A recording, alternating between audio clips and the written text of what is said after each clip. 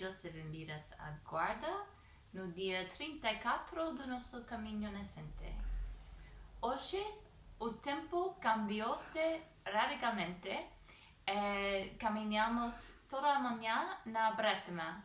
Assim que não posso contar-vos muito sobre a paisagem, porque quase nada veíamos da paisagem hoje.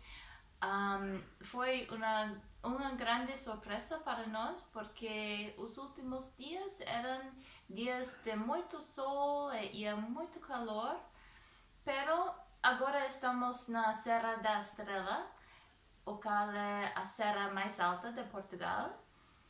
É a cidade de Guarda, onde estamos, o nosso destino de hoje, é a cidade mais alta de Portugal também. Assim que provavelmente não é de estranhar que vai a frio e que acha Bretama aqui. De feito, Guarda é conhecida como a cidade de 5 Fs, 5 palavras que começam com F. Uma dessas Fs é fria. As outras são farta, fiel, fermosa. Já não me lembro da outra, pero é conhecida como uma cidade fria. E hoje assim foi.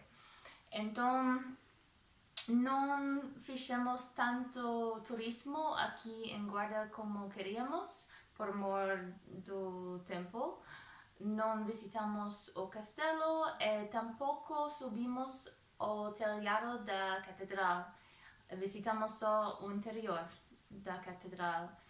Eu estava ansiosa por subir o telhado porque li que havia vistas muito bonitas desde o telhado, pero na Bretma não tinha sentido porque seria impossível ver as vistas e tampouco estava aberta, pelo que pude saber, parecia fechada hoje em qualquer caso.